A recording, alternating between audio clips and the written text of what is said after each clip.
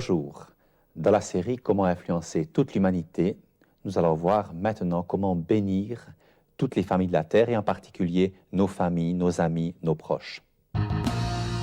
Il y a 4000 ans, Dieu a fait une promesse extraordinaire à Abraham en lui promettant que toutes les familles de la terre seraient bénies par sa descendance. Toutes les familles de la terre, c'est-à-dire la vôtre et aussi la mienne. Et les apôtres et Jésus lui-même nous ont montré que cette promesse s'accomplit par l'Évangile, par le salut éternel qui se répand jusqu'aux extrémités de la terre. Mais nous voyons dans le Nouveau Testament qu'il y a un rapport étroit entre prier pour nos familles et la pénétration du salut au sein de celles-ci.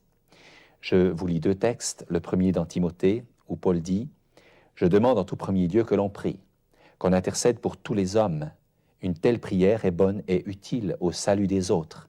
Elle plaît à Dieu notre Sauveur, car il veut que tous les hommes soient sauvés et parviennent à une parfaite connaissance de la vérité. » Et Paul lui-même a mis en pratique ce qu'il a enseigné, puisqu'il écrit « Chers amis, je souhaite de tout mon cœur que mes frères israélites parviennent au salut, et je le demande instamment à Dieu. » Romains 10, verset 1.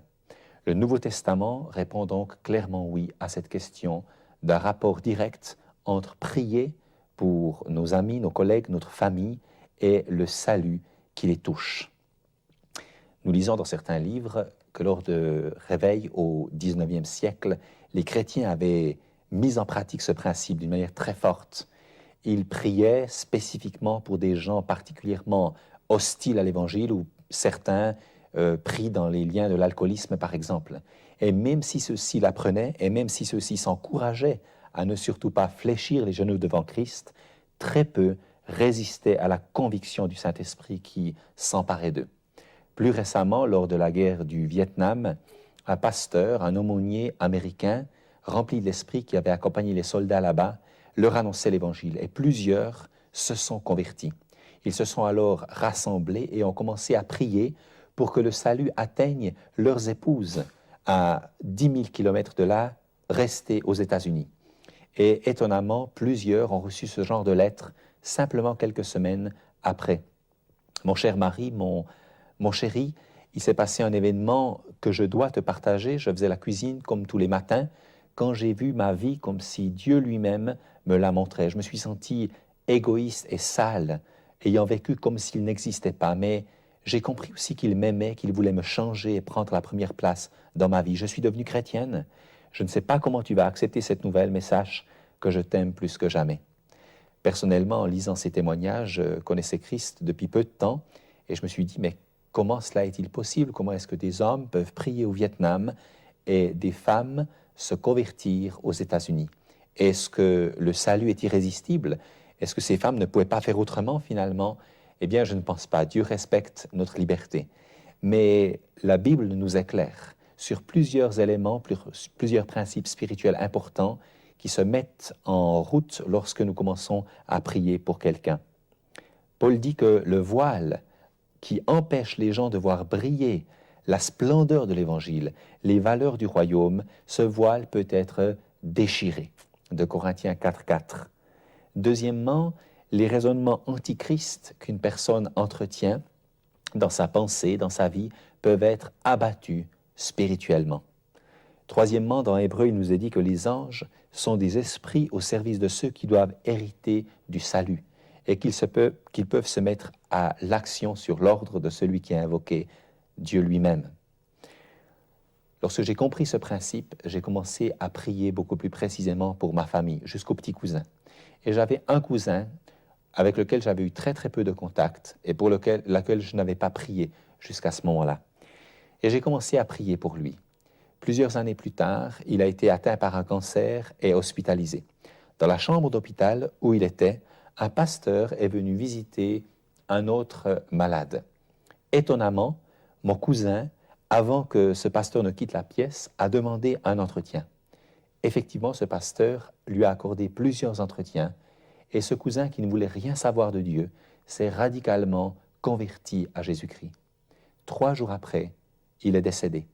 Et ce pasteur, devant toute la famille réunie lors des funérailles, a rendu ce témoignage. Peut-être que parmi vous qui m'écoutez, il y en a qui se disent « mais moi je suis le seul chrétien de ma famille ». Et j'aimerais vous dire aujourd'hui que vous êtes peut-être le seul chrétien de votre famille, mais vous êtes surtout le premier.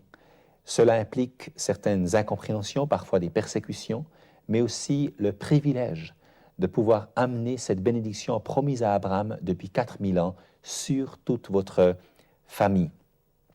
La Bible nous dit que la sainteté comme le péché sont contagieux. Bien sûr, ce n'est pas radical, mais je prends l'exemple du choléra, un virus terrible qui est arrivé au Pérou par bateau, et en 3 semaines, 10 000 personnes étaient atteintes de cette maladie. Mais heureusement, la Bible nous dit que la contagion n'est pas seulement sur le plan négatif, mais aussi sur le plan positif. Dans Romains 5, 19, nous lisons « Car comme par la désobéissance d'un seul homme, beaucoup ont été rendus pécheurs, de même, par l'obéissance d'un seul, beaucoup seront rendus justes. » Et nous allons voir tout à l'heure comment nous pouvons être en bénédiction non seulement jusqu'aux extrémités de la terre, non seulement pour l'époque où nous vivons, mais aussi pour les générations futures. C'est extraordinaire d'entrer dans ces valeurs et dans cette influence par notre obéissance, par la prière dans laquelle le Nouveau Testament nous invite à entrer.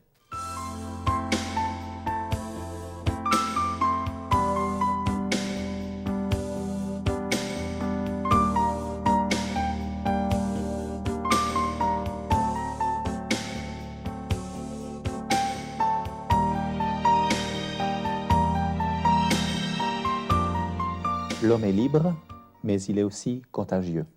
Parfois sur le plan négatif, en répandant la violence, la drogue, la haine, le racisme, mais aussi dans le sens positif, en répandant la bonté, la gentillesse, la justice et toutes les valeurs de l'Évangile. Nous lisons « Par la bénédiction des hommes droits, la ville s'élève, mais par la bouche des méchants, elle est renversée. Pratiquer la justice fait la grandeur d'une nation. L'injustice est la honte d'un peuple. » Moïse dira à Dieu, « Pardonne, je te prie, la faute de ce peuple, selon la grandeur de ta bonté. » Et l'Éternel dit, « Je pardonne, comme tu l'as dit. » Vous êtes peut-être bien isolé comme chrétien dans votre entourage, mais vous avez cette possibilité d'être contagieux, de prier pour une épidémie de conversion, de ne pas simplement être spectateur dans l'histoire de votre famille, mais de devenir un acteur selon la promesse que Dieu a faite à Abraham. Toutes les familles de la terre seront bénies dans ta descendance. La Bible nous dit encore, « Si quelqu'un s'oppose à moi, dit Dieu, je le punis jusqu'à la 3e et la 4e génération. Mais je traite avec bonté pendant 1000 générations ceux qui m'aiment et obéissent à mes commandements. » Pouvez-vous imaginer des hommes et des femmes dans 40 000 ans bénis au travers de votre obéissance, de votre amour pour Dieu, de votre prière actuelle? C'est ce que la Bible nous promet. Une bénédiction dans l'histoire, une bénédiction jusqu'à 1000 générations. Vous allez dire, mais certainement que Christ sera déjà revenu. Certainement, mais nous pouvons considérer cette promesse sur le plan spirituel. Que ceux que nous avons le privilège d'amener à Christ puissent eux-mêmes être féconds et en amener d'autres, et ainsi jusqu'à 1000 générations. Et cela prendrait beaucoup moins que 25 ou 40 000 ans. J'ai reçu une lettre dernièrement que j'ai écrite dans le livre qui traite de ce sujet, et j'aimerais vous la lire. Elle nous vient de Bujumbura, au Burundi, au centre de l'Afrique. J'ai 26 ans et j'ai appartenu au mouvement Rasta pendant des années. Le 10 mai 1993, mon professeur m'a parlé d'un certain Carlo Brugnoli qui viendrait le lendemain prêcher à Bujumbura. Quand j'ai entendu cela, j'en ai eu mal à la tête, car je n'aimais pas les Blancs. J'avais préparé une boum pour le 11 mai dans mon quartier, mais tout en dansant ce soir-là, j'étais troublé. Le lendemain, ce fut pareil. Le 13, je me suis renseigné pour savoir où se trouvait la campagne d'évangélisation. Arrivé là-bas, vous avez répondu à toutes mes questions. Vous avez témoigné de Carl Lewis, et comme j'étais moi aussi un sportif reconnu au Burundi, j'ai compris que Jésus pouvait pareillement me sauver. À l'appel, j'étais là pour lui donner ma vie, espérant que Dieu m'utiliserait un jour comme vous. Après ma conversion, Dieu m'a guidé dans une école biblique qui a transformé ma vie. Aujourd'hui, je suis évangéliste et enseignant de la parole de Dieu. J'ai fait des campagnes d'évangélisation dans toute la capitale et je m'occupe des nouveaux convertis dans mon église chaque mardi. Vous pouvez imaginer le plaisir que m'a procuré cette lettre parce qu'elle parle de cette bénédiction qui passe d'une génération à l'autre. Non seulement prier pour voir des gens se convertir, mais que ceux qui se seront convertis puissent à leur tour devenir des sources de salut, des sources de bénédiction. Non seulement Dieu nous appelle à avoir une influence au niveau de l'espace, mais au niveau du temps. Un immense privilège.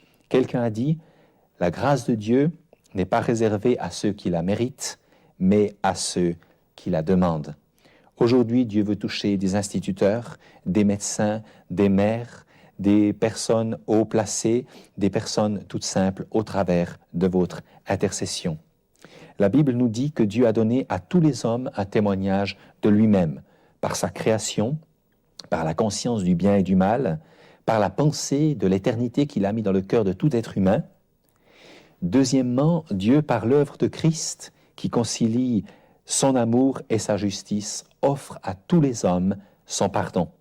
Mais troisièmement, et c'est le thème que nous sommes en train de traiter, aujourd'hui Dieu choisit de tenir compte de l'intercession de son peuple pour éclairer ceux qui marchent encore dans les ténèbres. C'est votre privilège.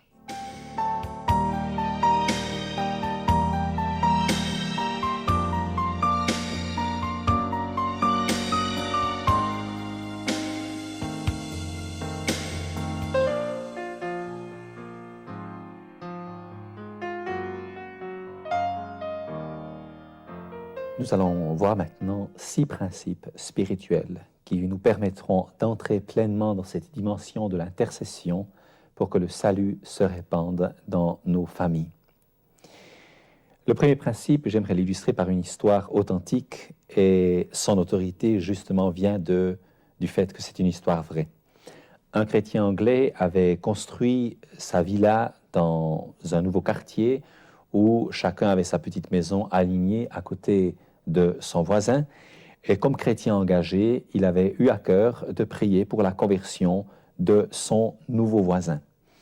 Mais au bout de 9 mois, il a cherché la face de Dieu de manière particulière en disant « J'ai l'impression que ma prière ne va pas plus haut que le plafond. Pourquoi ?» Et Dieu lui a donné cette réponse toute simple. Ce qui se passe, c'est que tu es certain que de toute manière, ton voisin ne se convertira jamais. Bien sûr, ça a été un choc. Et le chrétien s'est dit, est-ce que je dois cesser de prier? Dieu lui a simplement posé la question, mais que peux-tu croire? Et ce chrétien a réfléchi. C'est vrai, il était certain que son voisin ne se convertirait jamais, mais ce qu'il pouvait croire, c'est par exemple que dans la semaine qui venait, il aurait la possibilité de s'adresser à son voisin, parce que jamais aucune conversation n'avait eu lieu entre eux. C'est ce qu'il a prié.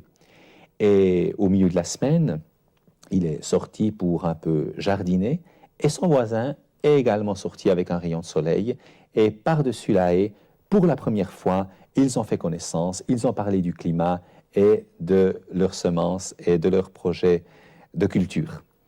Ce chrétien a été encouragé et la seconde semaine, il a commencé à réfléchir à ce principe. Qu'est-ce que je peux croire ?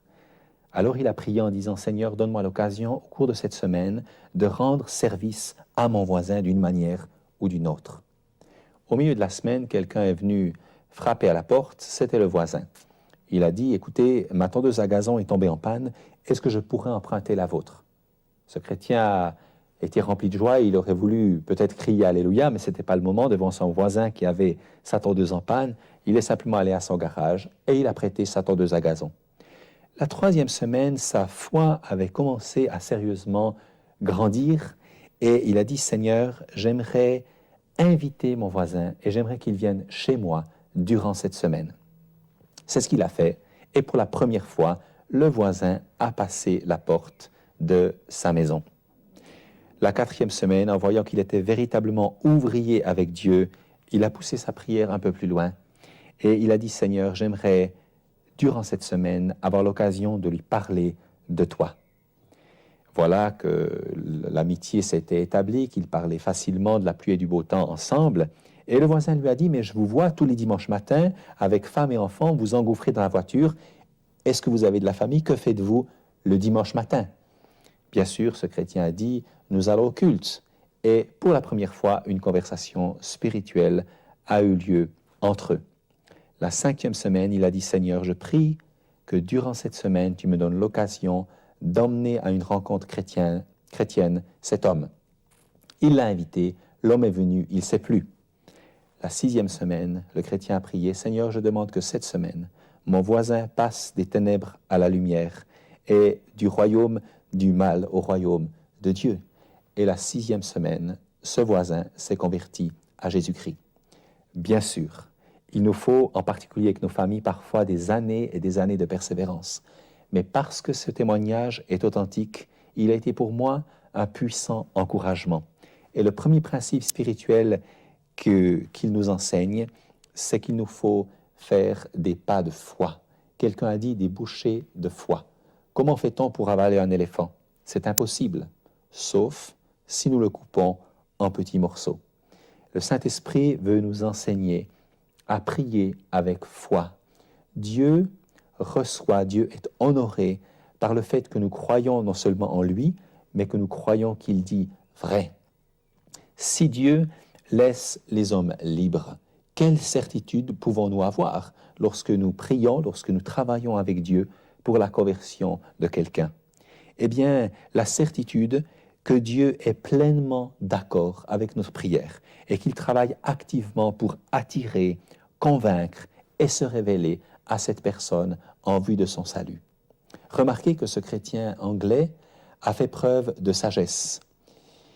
Quelqu'un a dit que lorsque nous allons à la pêche, si nous voulons attraper un poisson, lorsque celui-ci tourne autour de l'appât, nous n'allons pas prendre un grand bâton et taper dans l'eau. Sinon, il n'y aura jamais de poisson dans notre casserole. Mais si nous voulons attraper le poisson, il faudra premièrement mettre des appâts que le poisson aime et il faudra aussi aller à son rythme. En particulier avec les gens qui nous sont très proches, avec des membres de famille et des parentés qui nous sont très proches, il s'agira d'avancer avec la sagesse de Dieu. La partie secrète, la partie cachée, seule devant Dieu à faire des pas de foi, et la partie témoignage que nous verrons tout à l'heure. Si je pense à ma propre conversion, je constate qu'une famille qui habitait à 50 mètres de chez moi a été extraordinairement patiente et persévérante dans la prière. Ils nous invitaient comme enfants à jouer avec eux, faire des sorties de voiture, aller à la pêche, avoir des soirées diapositives ensemble, des repas, des confidences, partager nos joies et nos peines. Et l'Évangile a pénétré dans mon cœur au travers d'eux par ce témoignage que j'aimais énormément et qui correspondait au rythme auquel je pouvais avancer et par lequel j'ai reçu un jour pleinement l'Évangile, ce dont je leur suis aujourd'hui reconnaissant.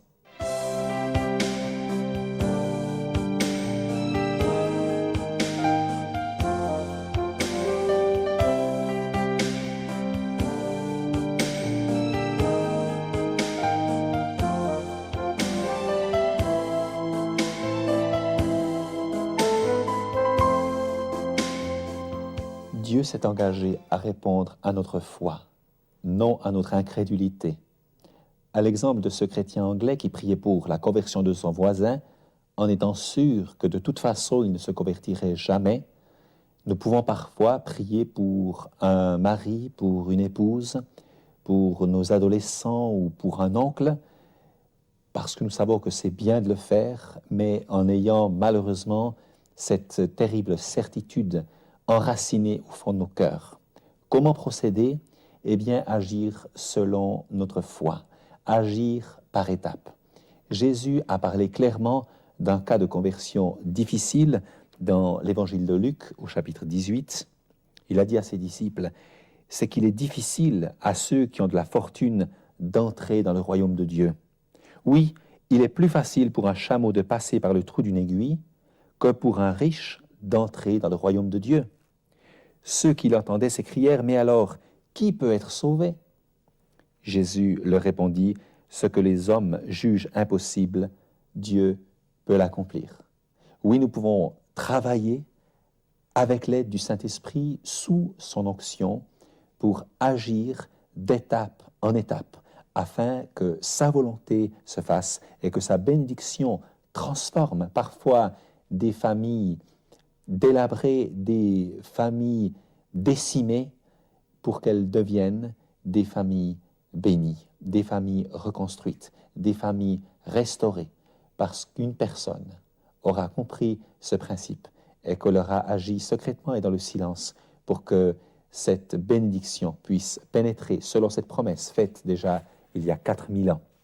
Le deuxième principe que j'aimerais partager avec vous se trouve dans 2 Corinthiens chapitre 10, et c'est l'apôtre Paul qui nous enseigne, versets 4 et 5, « Nos armes de guerre ne sont pas simplement humaines, elles tiennent leur puissance de Dieu. Il les rend capables de détruire les bastions dans lesquels les hommes se barricadent contre lui. Oui, nous renversons les raisonnements et les arguments sophistiqués qui se dressent prétentieusement en rempart contre la véritable connaissance de Dieu. Faisant prisonnière toute pensée rebelle, nous l'amenons à obéir à Christ et à reconnaître son autorité. » Mon beau-frère, il y a de cela plus de 25 ans maintenant, avait commencé à se droguer. Il ne se lavait plus, il ne travaillait plus et les gens de son bâtiment avaient même signé une pétition pour qu'il soit expulsé. Il prévoyait de faire le chemin de la drogue jusqu'à Katmandou pour aller s'éclater là-bas. Mon beau-père, qui connaissait déjà le Seigneur, à ce moment-là, s'est uni avec un pasteur et ils ont détruit spirituellement ce raisonnement, ce mur de séduction. Quelques semaines plus tard, mon beau-frère mettait de ses propres mains sa drogue à la poubelle. Il se mettait à genoux et se réconciliait avec Dieu. Aujourd'hui, infirmier, père d'une famille nombreuse et pasteur, il exerce un ministère béni en France. À l'origine de ce changement radical, une prière d'autorité pour renverser cette séduction antichrist de la drogue, ces raisonnements qui l'empêchaient de plier les genoux devant celui qui avait un autre plan pour sa vie, un plan d'amour et de reconstruction. La Bible nous dit dans l'Évangile de Jean au chapitre 15 que Dieu en Jésus-Christ ne nous appelle plus serviteurs, mais il nous appelle amis parce qu'il nous fait connaître ce qu'il a reçu de son Père.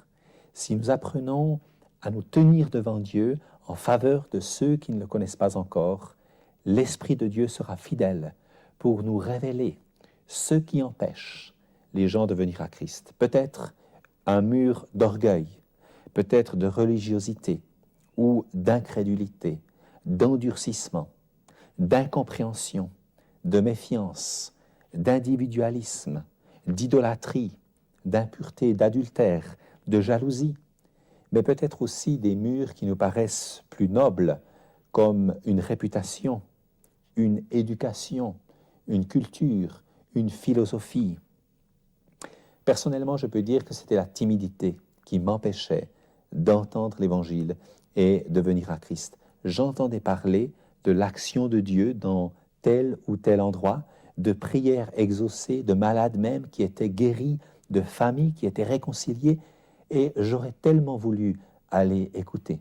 Mais personne ne m'invitait, et j'étais beaucoup trop timide pour aller dans ces milieux qui me paraissaient tellement différents culturellement. Comme je vous l'ai dit tout à l'heure, une famille a prié pour moi, m'a invité au bon moment, et j'ai été touché à ce moment-là. Vous qui m'écoutez, réfléchissez quelques instants. Connaissez-vous quelqu'un qui, fidèlement, avant votre conversion, a prié pour vous? Peut-être avez-vous été au bénéfice d'une telle prière par une personne que vous connaissez, peut-être aussi par une personne que vous ne connaissez pas. Il m'arrive au feu rouge lorsque j'attends et que je vois une maman avec sa poussette, de prendre quelques instants pour prier pour cet enfant, en me disant que peut-être personne n'a jamais prié, personne peut-être n'a présenté cet enfant devant Dieu, je ne sais pas. Je ne le connais pas et je ne le croiserai certainement jamais, mais je prends quelques instants pour demander à Dieu sa grâce sur cette vie et sur la maman et sur les passants. Bien sûr, c'est un champ d'action qui est infiniment étendu. La Bible dans Romains 8, verset 26, nous dit que nous ne savons pas ce qu'il convient de demander dans nos prières, mais que l'Esprit nous vient en aide, que l'Esprit nous enseigne à prier. Jésus a dit de ne pas multiplier les vaines redites comme les païens qui pensent qu'à force de répétition, ils seront exaucés, mais de croire que lorsque nous nous adressons à notre Père, il est attentif et il désire opérer pour bénir au travers de nous. La vie d'une personne comprend de multiples facettes. Nous pouvons prier pour elle pendant des mois et des années sans nous répéter. Pensons à ses lectures, à sa situation scolaire ou professionnelle, à ses amitiés, à ses rencontres, à ses rêves, à ses souvenirs, à ses préoccupations, à ses buts, à ses échecs, à ses réussites, à ses frustrations. Tant d'éléments qui nous permettent de baigner la vie d'une personne dans la prière. Comment procéder? Exprimez premièrement votre disponibilité devant Dieu. Attendez avec foi dans la louange et l'adoration qu'une première pensée précise vous soit donnée, que vous exprimerez complètement. Je verrai avec vous la prochaine fois comment développer ces principes spirituels et aller plus loin dans ce travail progressif de libération spirituelle.